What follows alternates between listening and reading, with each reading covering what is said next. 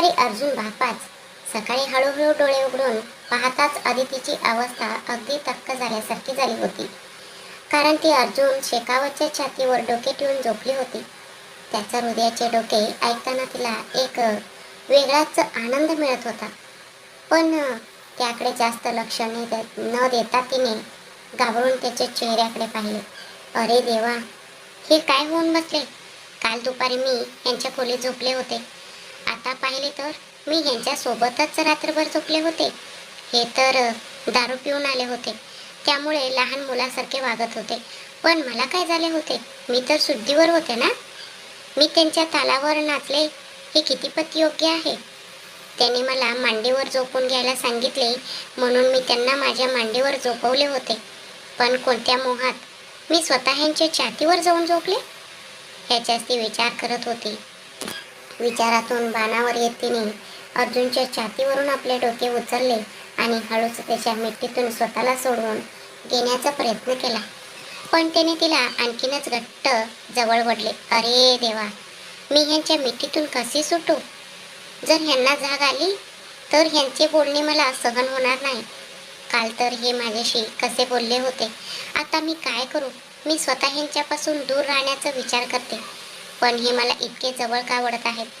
काल रात्री हे दारूच्या नशेत असे वागले होते. आता सकाळी उठल्यावर त्यांना ह्यातले काहीच आठवणार नाही. यांनी डोळे उघडण्यापूर्वी मला येथून निघून गेले पाहिजे, असा विचार करून तिने कसाबसा मोठा प्रयत्न केला आणि स्वतःला त्याच्या मिठीतून सोडवून घेतले. आपल्या खोलीत गेल्यावर तिने पटकन अंघोळ केली आणि तयार झाली. आरशासमोर उभी राहून कपाळावर टिकली आणि सिंदूर लावताना तिचे मन मात्र अर्जुन भोवतीच गोंगावत होते. त्यांच्या हृदयाचे टोके किती सुकवणारे होते. जेव्हा मी त्यांच्या छातीवर झोपले होते तेव्हा मला एका वेगळ्याच सुरक्षितेची मिठी मिळाली होती. माझ्या आयुष्यात मला असे कधीच मिळाले नव्हते, असा ती विचार करत होती. तेवढ्यात आरशातील तिचेच प्रतिबिंब तिच्याशी बोलू लागले आणि तिने त्या प्रतिबिंबाकडे टक्क लावून पाहिले. मीच आहे ग आदिती, तुझे मन. शकुंतला मॅडमनी सांगितलेल्या गोष्टी तू विसरलीस का? तू कधीच त्यांच्या घरची सून होण्याच्या लायकीची नाहीस. शिवाय त्यांनी आधीच अर्जुनसाठी एक मुलगी बघून ठेवली आहे, तीही त्यांच्या नवऱ्याच्या शेवटच्या इच्छेनुसार. तू ह्या सगळ्यात अडथळा आणणार का? दुसऱ्यांच्या आयुष्यात बिनबोलावलेली पाहुणी म्हणून आली आहेस, मग त्यांच्या आयुष्यात काटा कशाला बनतेस? असे तिचे मन तिला म्हणाले.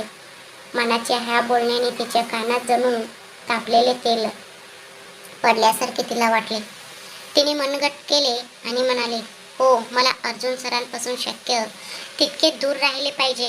ह्या एका महिन्यात मी त्यांना तोंड न दाखवता जशी आपल्या कामाशी काम ठेवून राहिले तसेच उरलेले 11 महिने सुद्धा असेच राहीन आणि नंतर मी माझे आयुष्य जगू शकेन, असं तिने निश्चय केला. घरासमोर झाडू मारून पाणी शिंपडून तिने एक छोटीशी रांगोळी काढली. नंतर स्वयंपाकघरात येऊन ग्रीन टी बनवला आणि तो अर्जुनच्या खोलीत देण्यासाठी गेली. पण तो अजूनही झोपलेलाच होता. इतका वेळ तिने घेतलेला निर्णय अचानक कोलमडून पडला. तिने ग्रीन टी तिथेच टेबलावर ठेवला आणि तिथे त्याच्या शेजारी जाऊन बसली. तिने प्रेमाने हळूच त्याच्या केसांवरून हात फिरवला. मला माफ करा सर, मला लहानपणापासूनच कुणाचे प्रेम मिळाले नाही, हा माझा अनुभव आहे. पण तुमच्या आई तुम्हाला तसे होऊ देणार नाहीत. तुमच्यासाठी आणि ह्या कुटुंबासाठी योग्य अशीच एक चांगली मुलगी तुमच्या आई ह्या घराची सून आणि तुमची बायको म्हणून आणतील. ती तुम्हाला आणि तुमच्या आईला खूप चांगल्या प्रकारे सांभाळेल. तुम्ही जर इतक्या प्रेमाने आणि मऊपणाने बोलात तर माझे मन तुमच्याकडे ओढले जाईल. पण माझ्याकडून अशी चूक होता कामा नाही. माझ्या काका काकूंसारख्या नरराक्षसांपासून तुम्ही माझे रक्षण केले आहे. यासाठी मी माझ्या मरण्याच्या शेवटच्या क्षणापर्यंत तुमची ऋणी राहीन. आयुष्यभर तुमच्या नावाच्या मंगळसूत्रासोबत जगण्याची माझी इच्छा आहे. पण हे शरीर आणि मन तुमच्याशिवाय मी दुसऱ्या कुणालाही देणार नाही, असे ती म्हणाली. पण बोलता बोलता तिचा आवाज तिला न कळत गहीवरून आला. अर्जुन गाढ झोपेत आहे असे समजून मनाचा नकार असूनही तिने त्याच्या कपाळावर एक दीर्घ चुंबन घेतले. पण तरीही तिच्या मनाला समाधान वाटले नाही. मन आवरता न आल्याने तिने त्याच्या गालावर, नाकावर, हनवटीवर, डोळ्यावर आणि शेवटी ओठांवरही एक लहान असे चुंबन घेतले आणि त्याच्या चेहऱ्याकडे न बघता मागच्या पावले तिथून बाहेर पडली. अदितीने अर्जुनचे चुंबन घेतले तेव्हा तिच्या डोळ्यातून गळलेला पाण्याचा एक थेंब त्याच्या गालावर पडला, पण तिचे त्याच्याकडे लक्ष गेले नाही. अदितीने खोलीचा दरवाजा बंद केल्याच्या आवाजाने अर्जुनने हळूच डोळे उघडले. त्याच्या गालावर पडलेले तिचे अश्रू पुसत तो उठून बसला. मला माफ कर अदिती. एका महिन्यात माझे मन मला नकळत तुझ्याकडे ओढले गेले आहे. पण ह्या मनाला मी काय सांगू? तू जशी माझ्या आईच्या शब्दात अडकली आहेस तसंच मीही माझ्या आईच्या शब्दात अडकलो आहे. पण माझे तुझ्यावर असणारे हे प्रेम आहे की सहानुभूती हे मला समजत नाही. पण मी शक्य तितक्या लवकर ह्याचा शोध घेईन. काहीही झाले तरी तू हे घर सोडून जाण्यापूर्वी मला हा क्लिअरिटी मिळाला तर बरे होईल. जर हे प्रेमच असेल तर माझ्या आयुष्याचा शेवटचा श्वासापर्यंत तुला माझ्या आयुष्यात सुखात ठेवण्याचा मी प्रामाणिक प्रयत्न करेन. काल मी रागाच्या भरात तुला दुखावले, त्यासाठी माफी मागताना माझा अहंकार आड आला होता. याच कारणामुळे मी दारू प्यायलो नसतानाही दारू प्यायल्याचे नाटक केले आणि तुझ्या जवळ येण्याची इच्छा धरली. जर माझे चुकले असेल तर मला माफ कर, असे तो एका जागी बसून स्वतःसेच बोलला. तुम्हा सर्वांना काय वाटले की अर्जुनने दारू पिऊन तिच्याशी तसे वर्तन केले आणि सकाळ होईपर्यंत तो सर्व काही विसरून गेला असेल, बरोबर ना? पण त्याने आपल्या आईला वचन दिले आहे की तो कधीही दारू पिणार नाही. म्हणूनच त्याने दारू प्यायल्याचे नाटक केले होते. त्याने दारू तोंडात टाकून गुळण्या करून तुंकली होती, जेणेकरून त्याच्या तोंडातून दारूचा वास येईल. आता दोघांनाही एकमेकांबद्दल प्रेम वाटू लागले आहे, पण ते दोघंही व्यक्त करू शकत नाहीयेत. दोघंही शकुंतला ह्यांच्या शब्दात अडकले आहेत. पण शकुंतला यांना सुद्धा मनातून आदितीबद्दल चांगली भावना निर्माण झाली आहे, पण त्याने ती तोंडाने बोलून दाखवलेली नाही. आदितीला सून म्हणून स्वीकारण्यात त्यांचा नवऱ्याचा शब्द आड येत असल्याने त्या परिस्थितीच्या हातातील बाहुली बनल्या आहेत. जर ते जिवंत असते तर काहीही करून त्यांची समजूत काढता आली असती. पण त्यांची शेवटची इच्छा हीच होती की अर्जुनने त्यांच्या बहिणीच्या मुलीला या घराची सून करून आणावे. ह्याच एका कारणामुळे शकुंतला ह्यांनी आपले मन घट्ट केले आहे. आता शकुंतला ह्यांचे मन आदितीसाठी विदळेल का? किंवा बहिणीच्या मुलीची समजूत काढून आदिती आणि अर्जुन यांनाच एकत्र संसार करू देतील का? आदितीने आणून ठेवलेल्या ग्रीन टी पिऊन अर्जुन जिमच्या खोलीत गेला, जिथे व्यायाम करून तो परत आपल्या खोलीत आला. आंघोळ करून तयार झाला आणि खाली आला. तो येईपर्यंत आदिती स्वयंपाकघरात जाऊन गरमागरम इडली, वडा आणि सांबार बनवत होते. घरात ते दोघेच असल्यामुळे आदितीने एकच पदार्थ बनवला होता. अर्जुनची आदितीशी बोलण्याची खूप इच्छा होती, पण कसे बोलावे हेच त्याला समजेना. तो डायनिंग टेबलाजवळ आला आणि खुर्ची ओढून बसला. खुर्ची ओढल्याच्या आवाजाने आदिती स्वयंपाकघरातून एका दमात धावत आली.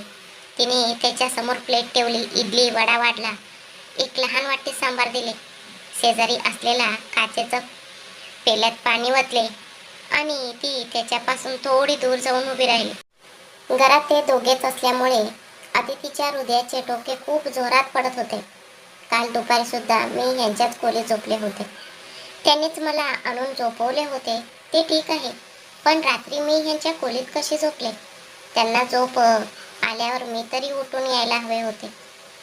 तू माझ्या खोलीत का झोपली होतीस आणि का तू माझ्या छातीवर झोपली होतीस? तुला तशी परवानगी कोणी दिली होती? असे अनेक प्रश्न अर्जुन आपल्याला विचारेल या भीतीने ती आधीच घाबरून गेली होती. त्या भीतीमुळेच तिच्या कपाळावर घामाचे थेंब साचले होते.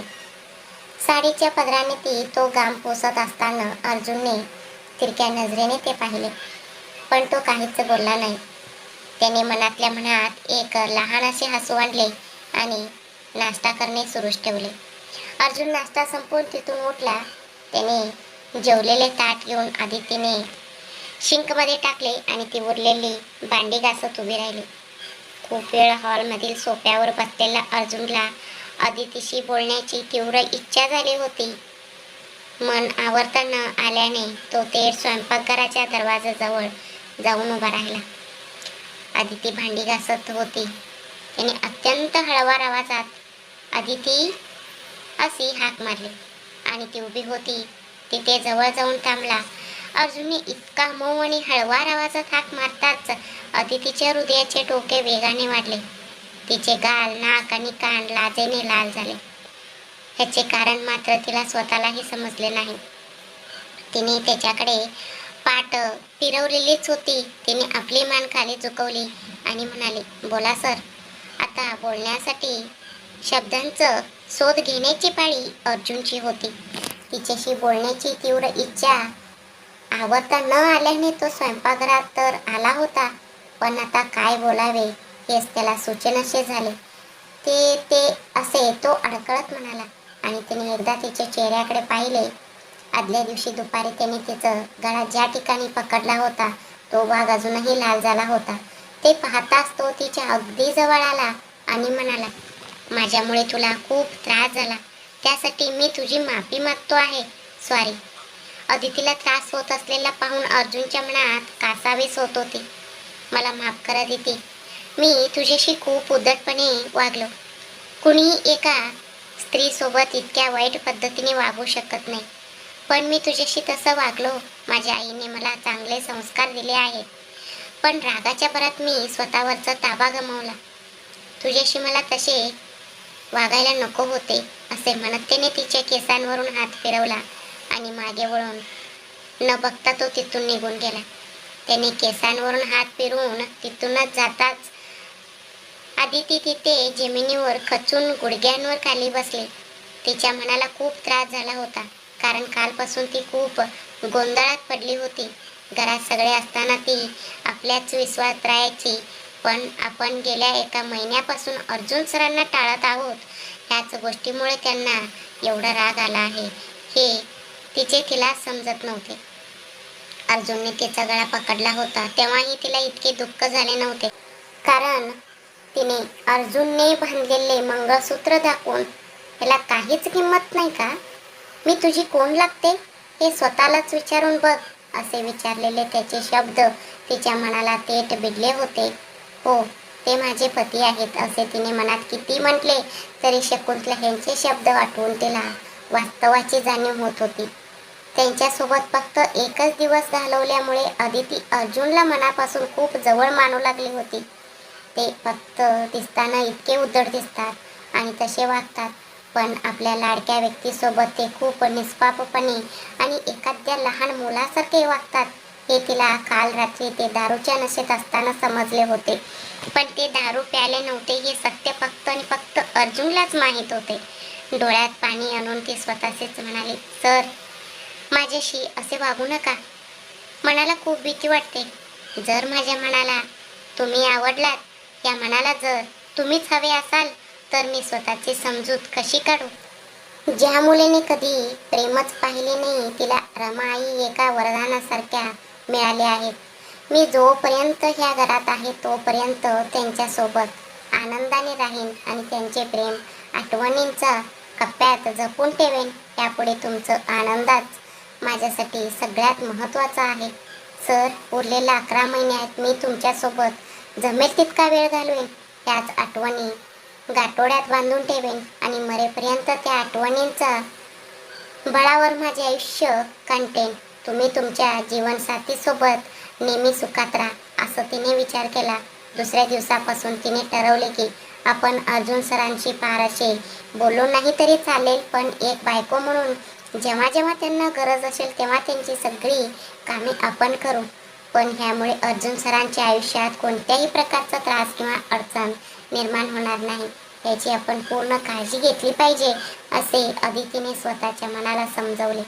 त्या दिवशी रविवार असल्यामुळे अर्जुन घरीच बसून काही कागदपत्रे आणि ईमेल्स तपासून त्यांना उत्तरे देत होता.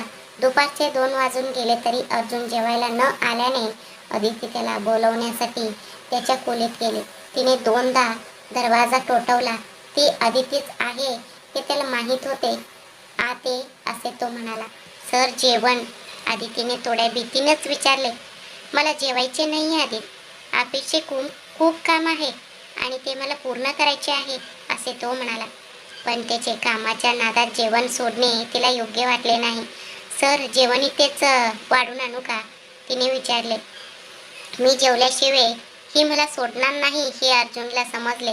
ठीक आहे, फक्त 10 मिनिटे थांब, मी स्वतःच येतो, असे त्याने सांगितले. ठीक आहे सर, असे म्हणून मान हलवून आदिती स्वयंपाकघरात गेली. तिने गरम सांबार डायनिंग टेबलावर आणून ठेवले आणि भात हॉट बॉक्समध्ये भरून ठेवला. 10 मिनिटानंतर अर्जुन जेवायला खाली आला. तिने त्याच्यासमोर ताट ठेवून भात आणि सांबार वाढले. सोबतच बीन्स आणि मुगाची डाळ घालून केलेली भाजी, पापड आणि लोणचे वाढले. तो दुपारच्या वेळी एरवी कधीच एवढे जेवत नसे, पण आज आदितीने प्रेमाने करून वाढले आहे म्हणून तो जेवत बसला होता. तेवढ्यात त्याच्या मोबाईल वाजला. वरच्या खोलीत आपला मोबाईल वाजतो आहे हे ऐकून त्याने जेवण अर्ध्यात सोडले आणि तो उठून वर जाऊ लागला. सर, मीच घेऊन येते, असं आदिती म्हणाली. बोलताना नकळत तिच्या हाताने त्याचा हात घट्ट पकडला होता. तिने पकडलेल्या आपल्या हाताकडे अर्जुनने एक नजर टाकली. त्याला एक वेगळाच रोमांच जाणवत होता. ती मिठी किंवा ती पकड त्याला खूप आवडली.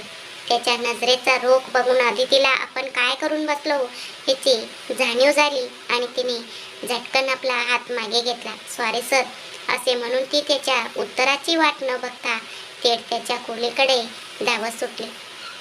तिने त्याच्या मोबाईल घेतला आणि परत येत असताना तिची नजर एका पेपरवर पडली. तिने एकदा त्या पेपरकडे निरखून पाहिले.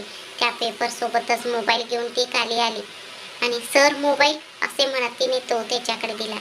अर्जुनने जेवता जेवता फोनवरचे बोलणे संपवले. तिने आणखी थोडा भात वाढू का, असे इशाऱ्यानेच विचारले. तेव्हा त्याने नको म्हणून हातानेच इशारा केला. फोनवरचे बोलणे संपल्यावर अर्जुनला विचारावे की नाही अशा भीतीने आदितीने सर, हा पेपर, असे म्हणत तो पेपर त्याला दाखवला. या पेपरमधील एका खात्याचं मेळ लागत नाहीये. आमच्या कंपनीचा शियेला याबद्दल विचारायचं आहे, म्हणूनच हा पेपर मी बाजूला काढून ठेवला होता. तुला कुठे मिळाला, असे तिने विचारले. त्याने विचारलेल्या प्रश्नाचे उत्तर न देता तिने हातातील कागदाकडे पाहिले आणि म्हणाले, सर, हे खूप सोपे आहे, इथे पहा, असे म्हणत ती त्याच्या अगदी जवळ आली. तिने बोटाने दाखवत समजावले, ह्या खात्यातील रक्कम ह्या खात्याची मिळवून टॅली करून पहा आणि ह्या खात्यातून मिळणारा प्रॉफिट काढून वरती दुसऱ्या एका कंपनीचा हिस्सा दाखवून त्या कंपनीचा शेअर्समध्ये जमा केला तर तुमच्या खात्याचं मेळ अगदी व्यवस्थित लागेल. तो तिच्याकडे अगदी अचंबित होऊन पाहतच राहिला. केवळ ह्याच एका गोष्टीसाठी तो गेल्या 2 तासांपासून डोके फोडून घेत बसला होता. आपल्या कंपनीचा शियेला विचारायचे तर उद्यापर्यंत वाट पाहण्याशिवाय गत्यंतर नव्हते. म्हणूनच त्याने तो पेपर बाजूला ठेवून इतर कामांकडे आपले लक्ष वळवले होते. पण तो पेपर पाहून अवघ्या काही मिनिटातच ही गुंतागुंत सोडवणाऱ्या आदितीकडे अर्जुनने अत्यंत अभिमानाने आणि डोळे मोठे करून पाहिले. तिच्याकडेच पाहत राहून अर्जुनने विचारले, तुला हे सगळं कसं माहीत? सर, मी B.Com पूर्ण केला आहे, ती म्हणाली. तिच्या आवाजात कोणत्याही चढ उत नव्हता. ती अगदी शांतपणे बोलली. तो तिच्याकडे मोठ्या आश्चर्यात पाहतच राहिला. ती स्वयंपाक खूप छान करत असल्यामुळे तिचे शिक्षण झाले नसेल. ती केवळ 8वी-9वी शिकली असेल किंवा 10वीत नापास होऊन घरीच राहून स्वयंपाक शिकली असेल असा त्याचा समज होता. पण ह्या मुलीने त्याच्या ह्या विचारांना पूर्णपणे चुकीचे ठरवले होते. तो अजूनही तिच्याकडे अगदी चकित होऊन पाहत होता. तिने सर अशी हाक मारताच तो बाणावर आला. काहीतरी विचार केल्यासारखं, हो एवढेच, म्हणून तो शांत झाला. पण तो तिच्या समोर काही बोलला नाही. तू जेवलीस का, अर्जुनने अत्यंत मऊ आणि हळवार आवाजात विचारले. त्याच्या ह्या बोलण्याने तिच्या हृदयाचे डोके पुन्हा एकदा वेगाने वाढू लागले होते. तिने आपली मान खाली झुकवूनच नाही म्हणून डोके हलवले. ठीक आहे, चल आधी जेवून घे, असं म्हणत त्याने तिचा हात पकडला आणि तिला डायनिंग टेबलापाशी आणून खुर्चीवर बसवले. त्याने स्वतः तिला जेवण वाढले. तो जे काही करत होता त्याकडे आदिती नटखट नजरेने आणि डोळे न मिटवता टक्क लावून पाहतच राहिली. त्याची अशी काळजी तिने आयुष्यात कधीच पाहिली नव्हती. ह्यांचं असाही एक प्रेमळ स्वभाव आहे हे तिला कालपासूनच समजले होते. सर राहू द्या, मी स्वयंपाकघरात बसून जेवेन असे म्हणत तिने ताट घेऊन उठणाऱ्या आधी तिचं त्याने पुन्हा हात पकडला आणि तिला खाली बसवले. का इथे बसून जेवलीस तर डायनिंग टेबल काय मोडून पडणार आहे का, असे तिने थोडे दटावून विचारल्यावर नाईलाजाने ती तिथेच बसून जेवू लागली. त्याने खूप जास्त जेवण वाढले असल्यामुळे तिने शांतपणे ते सगळे जेवण संपवले. जेवण अर्ध टाकणे शक्य नव्हते म्हणून तिने कसा बसा तो घास केला. त्यानंतर ती स्वयंपाकघरात गेली, सगळं किचन कट्टा स्वच्छ केला आणि सगळी भांडी घासून ठेवली. तिचे स्वयंपाकघरातील काम संपेपर्यंत अर्जुन हॉलमध्ये सोफ्यावर बसून टीव्ही पाहत होता. स्वयंपाकघरातील सर्व कामे आटोपल्यावर आधी तिने विचार केला की थोडा वेळ बागेत जाऊन बसावे. ती बाहेर जात असतानाच तिची नजर हॉलमध्ये असलेला अर्जुनवर पडली. त्याला अजून काही हवे असेल असं विचार करून तिने अत्यंत मऊ आवाजात विचारले, सर अजून काही हवे होते का. त्याने नको म्हणून सांगितले. सर माझे सगळे काम झाले आहे, मी थोडा वेळ बागेत जाऊन येते असे ती म्हणाली. पण काय माहीत का तिला आपल्या नजरेचं टप्प्यापासून दूर पाहण्यास त्याचे मन अजिबात तयार होत नव्हते. नको आदिती इथे ये असे म्हणत त्याने तिचा हात पकडला आणि तो तिला थेट आपल्या खोलीत घेऊन गेला.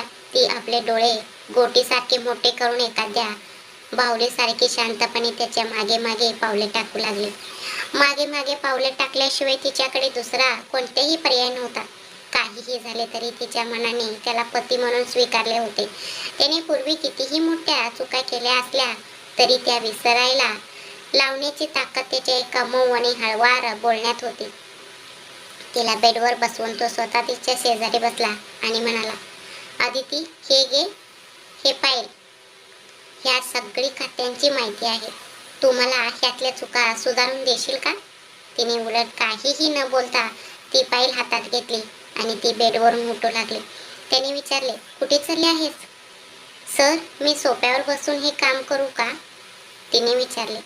तिच्या मनाला अर्जुनचे ते जुने शब्द टोचत होते जेव्हा तो म्हणाला होता, तुझी माझ्या बेडवर बसण्याची किंवा माझ्या खोलीत राहण्याची लायकी सुद्धा नाही. त्यामुळे त्याच्याकडून पुन्हा तेच टोमणे ऐकण्याची तिच्या मनाची अजिबात तयारी नव्हती. नाही आदिती इथेच बेडवर बस, मीही माझे काम करतोय. तुला काही शंका असेल किंवा काही सांगायचे विचारायचे असेल तर तू इथे जवळ बसलेली बरी ना, असे तो म्हणाला. त्या दिवशी आपण काय बोललो होतो हे आता अर्जुनला आठवत होते की नाही कुणास ठाऊक, पण आदितीला मात्र त्याच्या प्रत्येक शब्द न शब्द पाठ होता. म्हणूनच त्याच्याकडून पुन्हा एकदा स्वतःचा अपमान करून घेण्याऐवजी दूर राहूनच त्याच्यावर प्रेम करायचे तिने ठरवले होते. म्हणूनच तिने सोफ्यापाशी जाऊन बसण्याचा विचार केला.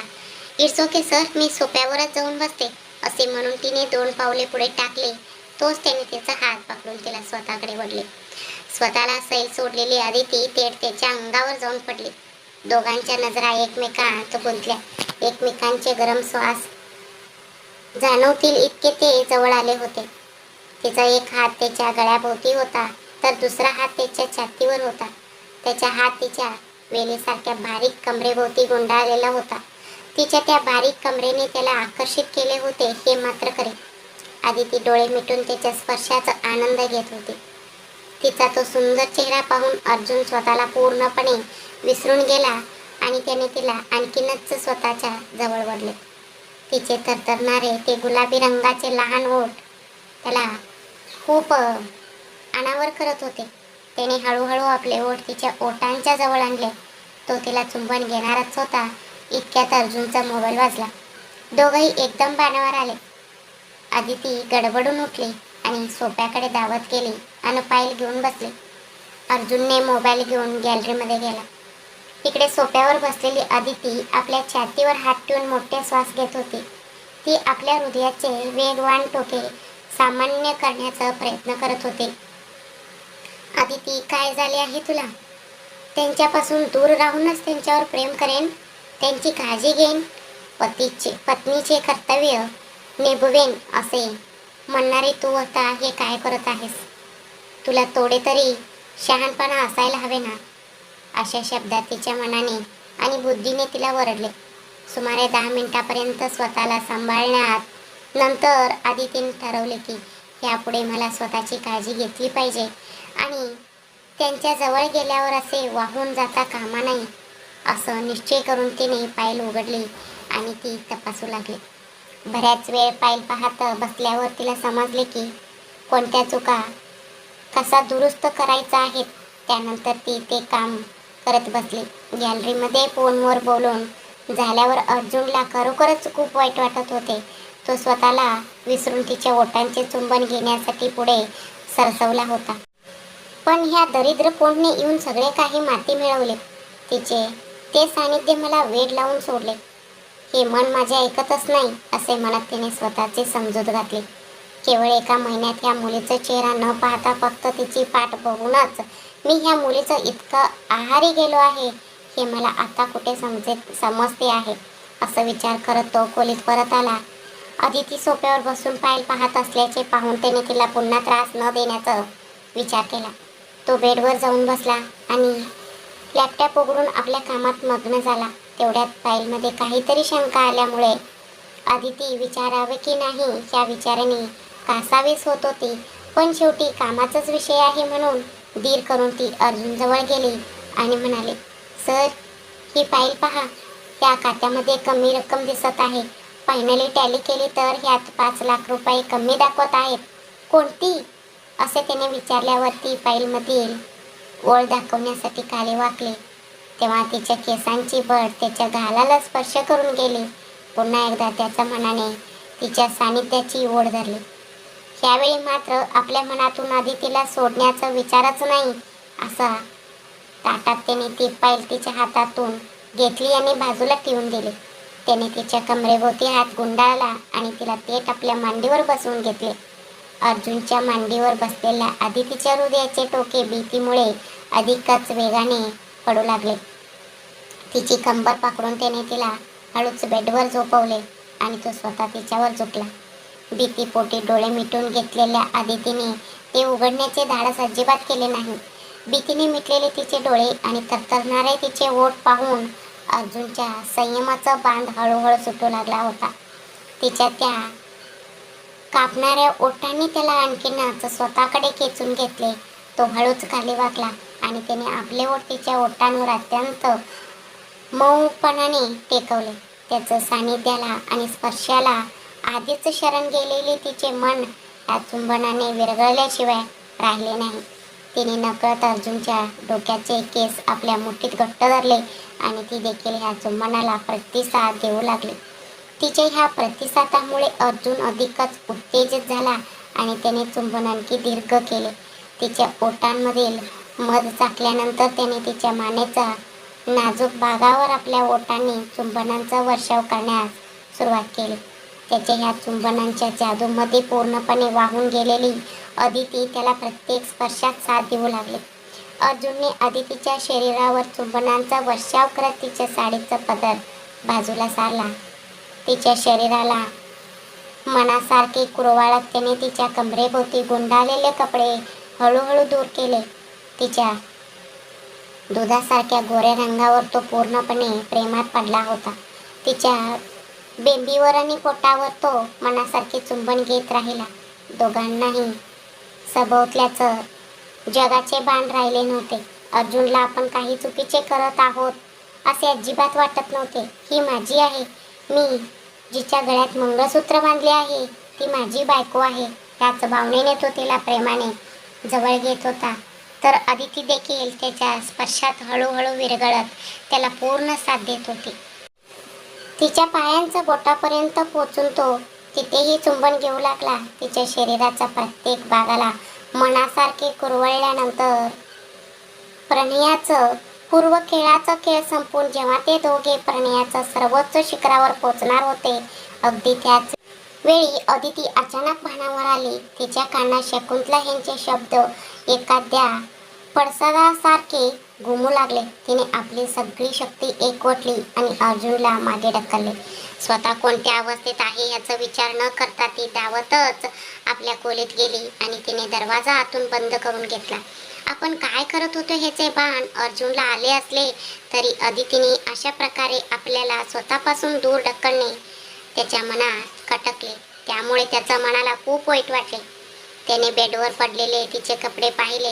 एक हाताश खिन्न हसू हसत तो स्वतःशीच म्हणाला, अदिती माझी असूनही कधीच माझी होऊ शकत नाही असे म्हणून तो बाथरूममध्ये गेला आणि थंडगार पाण्याचे शॉवर सुरू करून त्या खाली उभा राहिला. पाण्याने तो आपल्या शरीरातील दाह शांत करण्याचा प्रयत्न करत होता. इकडे आपल्या खोलीत आलेली अदिती दरवाजा बंद करून ती सुद्धा थंडगार शॉवर खाली उभी राहिली होती. आपण काय करायला निघालो होतो याची जाणीव होऊन तिला स्वतःचीच कमालीची किळस आली होती. शकुंतला मॅडमच्या मनात काय चालले आहे हे ठाऊक असूनही मी केवढी मोठी चूक करायला चालले होते असे म्हणून तिच्या मनाने तिला शतशः धिक्कारले. नाही, यापुढे मी कधीही अशी स्वतःला वाहून देणार नाही असं तिने ठाम निश्चय केला. तिने कपडे बदलले, ती बागेत गेली आणि तिथल्या एका दगडी बाकावर बसून कसल्या तरी खोल विचारात गढून गेली. इकडे अर्जुनचे मन खूप उदास झाले होते. असे असले तरी अदिती सोबत घालवलेले ते गोड क्षण त्याच्या मनावर कायमचे कोरले गेले होते. त्याच्या मनाच्या कोपऱ्यात एक गाणे रेंगाळत होते, ती म्हणजे माझ्या मनाच्या तळहातील शेवटची इच्छा आहे. तिच्याशिवाय आलेली ही पूर्ण पुनमेची रात्र सुद्धा एखाद्या स्मशानासारखी दाहक वाटते आहे. तिच्याबद्दल मी काय बोलू आणि काय नको. तिला मी केवळ एक आठवण समजू की माझी स्वतःची मानू, स्वप्न समजू की सत्य मानू. ह्या एकट्या रात्रीत तिचीच धून माझ्या मनात वाजते आहे, पण माझी हाक मात्र तिच्यापर्यंत पोचत नाहीये. अंघोळ आटपून त्याने शॉर्ट्स आणि स्लीवलेस टी शर्ट घातला. तो खोली बाहेर आला आणि त्याने संपूर्ण घराकडे नजर टाकली. घरातील दिवे चालू होते. घराचा मुख्य दरवाजा उघडा होता. तो बाहेर आला आणि त्याने बागेच्या दिशेने पाहिले. त्याच्या अंदाजानुसार अदिती बागेतच बसली होती. ती कोणत्या तरी गंभीर विचारात बुडालेली दिसत होती. तिच्या पाठीमागे जाऊन उभा राहून तो तिच्याकडे अगदी बारकाईने पाहू लागला. तिच्या शरीरावर स्वतःच उमटवलेला लव बाईट्स पाहून अर्जुनच्या मनात एक वेगळे समाधान वाटले. त्याने तिच्या केसांकडे पाहिले आणि तो हळवाकपणे तिची वेणी सोडू लागला.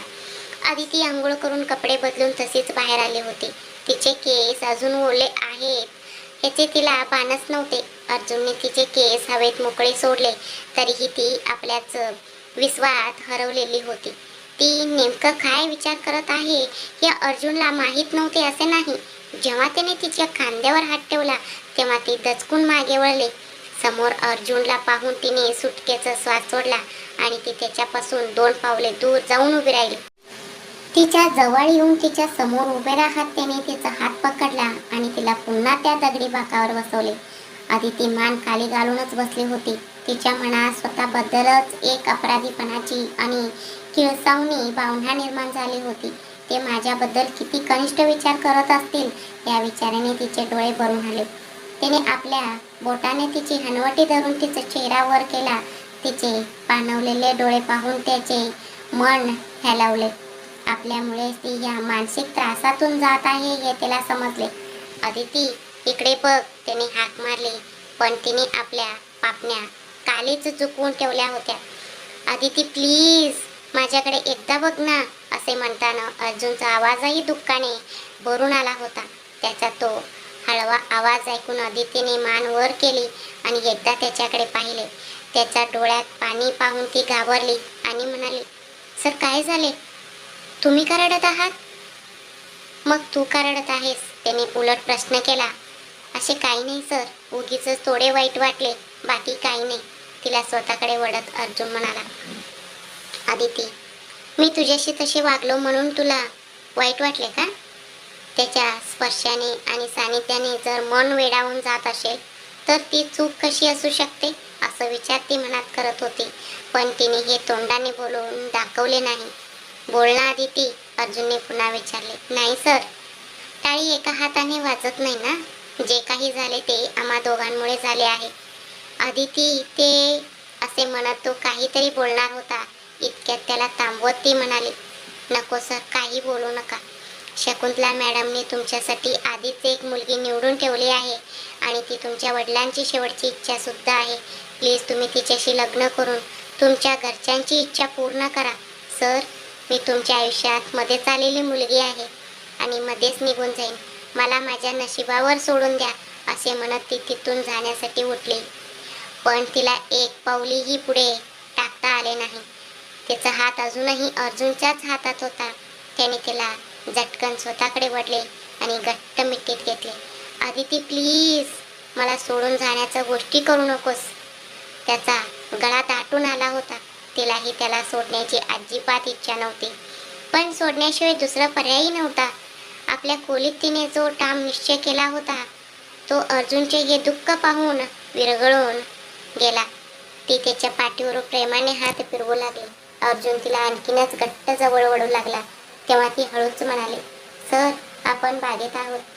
तो तिच्यापासून थोडा दूर झाला आणि तिचा हात पकडूनच घराच्या आत गेला. ती एखाद्या किल्लीचं बाहुलीसारखी शांतपणे त्याच्या मागे मागे गेली. घराच्या आत आल्यावर अर्जुनने आदितीला सोफ्यावर बसवले.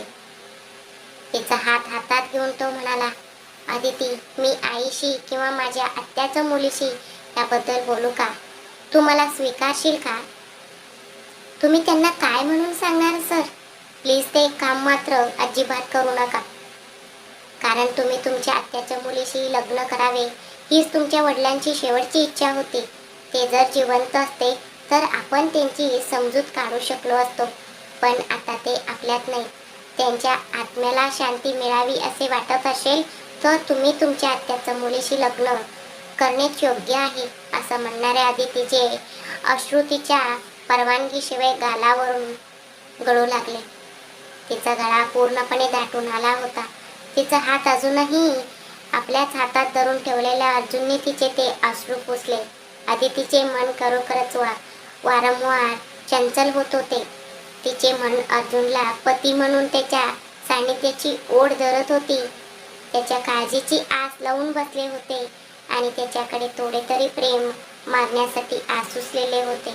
पण हे सगळे मागण्याचा मला कोणताही अधिकार नाही, असे स्वतःला बजावत तिने आपले मन घट्ट केले. तिने अर्जुनचा हात आणखी घट्ट पकडला आणि त्याच्या डोळ्यात डोळे घालून म्हणाले, हे पहा सर, मी कोण आहे हे तुम्हाला माहीत नाही. तुम्ही कोण आहात हे मला माहीत नाही. तुम्ही आमच्या गावी आलात आणि एक दुसऱ्याच मुलीचे आयुष्य वाचवण्याच्या नादात तुमचे स्वतःचे आयुष्य माझ्यासारख्या मुलीसोबत अडकून बसले. या घरात मला पहिल्यांदा आणले त्या दिवशी तुम्ही मला तुमच्या खोलीतून बाहेर काढले. गरम चहा माझ्या तोंडावर फेकून मला त्रास दिला. जेव्हा तुम्ही म्हणाले की तुम्ही माझे पती होऊ शकत नाही, तेव्हा तुम्ही माझा गळा आवळला होता. इतके सगळे झाल्यावरही मी तुम्हाला स्वीकारावे का सर? हे कोणत्याही कारणास्तव शक्य नाही, असे म्हणणाऱ्या आदितीच्या डोळ्यात अर्जुनने पाहिले. तिच्या डोळ्यात त्याच्यासाठी अथांग प्रेम दिसत असूनही केवळ आपल्या आईच्या शब्दांमुळे ती या प्रेमाचा स्वीकार करत नाहीये हे अर्जुनने एका क्षणात ओळखले.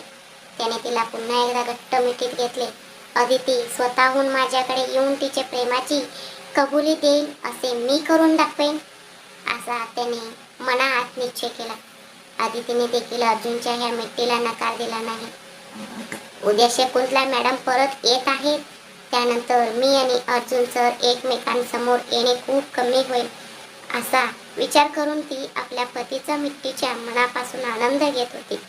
तिच्यापासून थोडे दूर होत अर्जुन म्हणाला, ठीक आहे आदिती, जशी तुझी इच्छा. मी माझ्या आईने ठरवलेल्या मुलीशीच म्हणजेच माझ्या आत्याच्या मुलीशीच लग्न करेन, पण माझी एक अट आहे.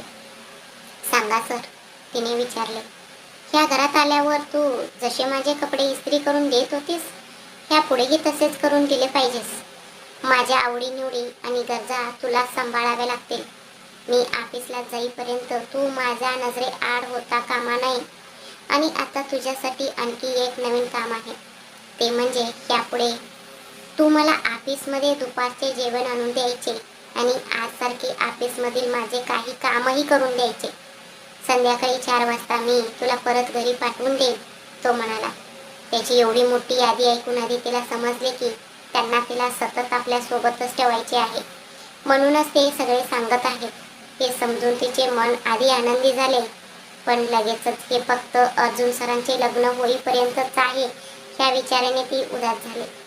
तिच्या जागी दुसरी कोणतीही मुलगी असती तर तिने विचारले असते की तुम्ही तुमच्या आई वडिलांची इच्छा पूर्ण करण्यासाठी मी सगळे हे का करू. पण तिथे अदिती होती. पतीची इच्छा हीच आपली इच्छा म्हणून ती ठीक आहे सर असे म्हणत लगेच तयार झाले. त्यामध्ये तिचा स्वतःचीही एक स्वार्थ होता. अर्जुनपासून दूर जाण्यापूर्वीचा प्रत्येक क्षण तिला साठवून ठेवायचा होता, जेणेकरून शेवटपर्यंत ती आपले एकटेपणा घालवू शकेल. त्याच कारणामुळे तिने अर्जुनच्या सर्व अटी मान्य केल्या होत्या. आदिती इतक्या सहजपणे आपल्या सर्व गोष्टींना तयार झाली ह्याचे अर्जुनला थोडे आश्चर्य वाटले, पण ते चेहऱ्यावर दाखवून न देता तो मनातल्या मनात म्हणाला, आदिती तुझा प्रेमाचा तडा उद्यापासूनच सुरू होईल. आणि तो मंद हसला. सर मी तर तयार झाले, पण शकुंतला मॅडम ह्या सगळ्यासाठी तयार होतील का तिने विचारले.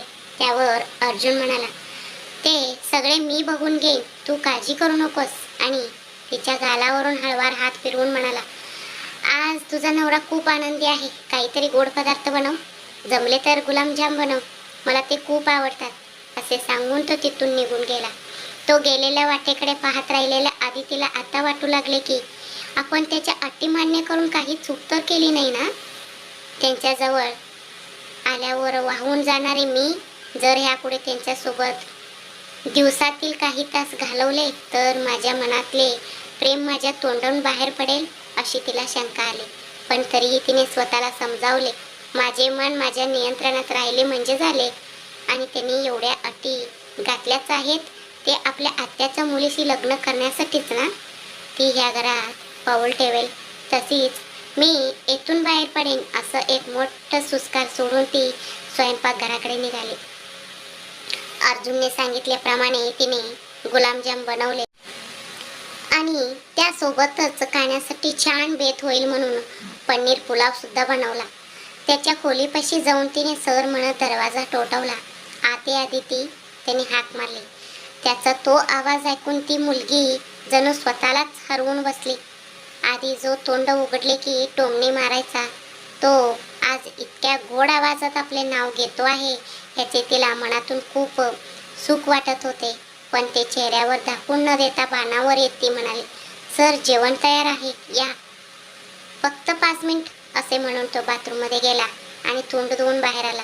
तिने डायनिंग टेबलावर जेवण आणून ठेवले होते आणि एका वाटीत गुलाबजाम काढून ती ते सजवत होती. तेवढ्यात अर्जुन तिथे आला. हॉटबॉक्सचे झाकण उघडताच पुलावाचा खमंग सुवास त्याच्या नाकात रेंगाळला. आधीच तिच्या हाताची चव चाखलेल्या अर्जुनच्या तोंडाला सुवासामुळे पाणी सुटले. तिने पुलाव वाढला आणि गुलाबजामाची वाटी शेजारी ठेवले. त्याने पहिला घास तोंडात टाकला. पुलावाच्या चवीने अर्जुन अगदी तृप्त झाला. आहा यम्मी असे म्हणत त्याने दुसरा घास घेतला. आदितीने बनवलेल्या जेवणाची अर्जुन शेकावत पहिल्यांदाच मनापासून प्रशंसा करत चवीने जेवत होता. अर्जुन नेहमीच पोटभर जेवतो हे आदितीला माहीत होते आणि तिला स्वतःच्या चांगल्या स्वयंपाकावर पूर्ण विश्वास होता. पण आज अर्जुनच्या तोंडून असे कौतुकाचे शब्द ऐकून तिचे मन आनंदाने भरून आले. तो तिसरा घास खाणार इतक्यात त्याने शेजारी उभ्या असलेल्या आदितीचा हात पकडला आणि तिला थेट आपल्या मांडीवर बसवून घेतले. अचानक घडलेल्या ह्या प्रकारामुळे आदिती पूर्णपणे गोंधळून गेली. सर म्हणत तिने त्याच्या छातीवर हात ठेवून त्याला मागे ढकलण्याचा आणि उठण्याचा प्रयत्न केला, पण अर्जुनने तिच्या कमरेभोवती हात आवळत तिला स्वतःजवळ वळले आणि तिच्या आणखीजवळ गेला. त्याच्या ह्या स्पर्शाने ती पूर्णपणे घाबरून गेली. तिच्या हृदयाचे टोके जणू 200चा पार गेले होते आणि ओढ थरथरत होते, पण तो तिला सोडायला मात्र तयार नव्हता. त्याने तिच्या समोर पुलावाचा घास धरला. तिने संशयाने अर्जुनकडे पाहिले. का ग सोन्या, मीच आहे तुझा नवराच, तुला भरवतोय असे म्हणत त्याने तिला घास भरवला. त्याने प्रेमाने सोन्या म्हणताच कात असलेला पुलाव तिच्या गळ्यात अडकला आणि तिला ठसका लागला. त्याने लगेच तिच्या डोक्यावर हलकेच तापटले, तिला पाणी पाजले आणि तिची पाठ तोपटू लागला. हे अर्जुनच आहेत की दुसरे कोणी? या संशयाने आदिती त्याच्याकडे पाहू लागली. जणू तिचे मन ओळखून तो म्हणाला, हां मीच आहे आणि इथून पुढे मी असंच राहणार आहे. तू स्वतः मला शब्द दिला आहेस, आता शब्दांपासून मागे हटायचं नाही. सर, मी तुम्हाला तुमच्या कामात मदत करायचा शब्द दिला होता, दुसरं काही नाही. त्या मुलीने धीर करून थेट बोलून टाकले. तिने असे म्हणताच त्याने तिच्या समोर आणखी एक घास धरला आणि म्हणाला, आता मलाही भरव. तर त्या हाताने तिनेही त्याला एक घास भरवला. तो घास खात तो म्हणाला, हे बघ अदिती, मी माझ्या आईशी किंवा माझ्या आत्याचं मुलीशी लग्न करण्याबद्दल बोलतो तेव्हा काही नको असं म्हणणारी तूच होतेस ना. सो जोपर्यंत मी माझ्या आत्याच्या मुलीशी लग्न करत नाही तोपर्यंत तुला माझ्यासोबत असंच राहावं लागेल. असे म्हणत त्याने तिच्या तोंडात गुलाबजाम ठेवला. ती त्याच्याकडेच पाहत विचार करू लागली की ही काय भलतीच गोष्ट आहे. त्यांच्या कामाचा आणि अशा वागण्याचा काय संबंध आहे. त्याचे बोलणे तिला पूर्णपणे निरर्थक आणि न समजण्यासारखे वाटत होते. हे बघा दीप्ती, मी जर माझ्या आत्याच्या मुलीशी लग्न केलं आणि ती तुझ्यासारखी काळजी घेणारी आणि सुंदर नसली तर मी काय करू. लग्नानंतर आमच्यात म्हणजेच माझ्या आणि माझ्या आत्याच्या मुलीशी जमिनीचं झालं तर तेव्हा मी दुसरं लग्न तर करू शकत नाही. मग तुझ्यासोबत घालवलेले हे सुंदर दिवस आठवून मी माझे दिवस ढकलत जाईन. तो म्हणाला. आत्ता कुठे आधी तिला त्याचा वागण्याचा अर्थ समजला होता. सर, असं काही नाही आहे. तुम्ही विचार करताय तसं काही होणार नाही. समजा तुमची बायको म्हणजे तुमच्या आत्याची मुलगी माझ्यापेक्षाही जास्त तुमची काळजी घेणारी निघाली तर मग तुम्हाला हे सगळं आठवणारही नाही ना. तिने अगदी उदास चेहऱ्याने विचारले. नवरा सोबत असतानाच पुढे होणाऱ्या बायको बद्दल सध्याची बायको स्वतः अशा प्रकारे बोलत होती, ही खरोखरच एक दुःखाची गोष्ट होती. जर समज असंच काही घडलं तर तू तशीही आयुष्यभर एकटं राहण्याचा निर्णय घेतला आहेस ना. मग तुझ्या आठवणीच्या गाठोड्यात हे सुंदर दिवस कायमचे साठून राहतील. तो म्हणाला. आता तिला तिने सकाळी बोललेले शब्द आणि त्याला दिलेले किसेस आठवली. आपण स्वतःच एकटे जगणार असल्याचं त्याला सांगितलं होतं. ह्याची जाणीव होताच तिच्या तोंडातून एकही शब्द फुटला नाही.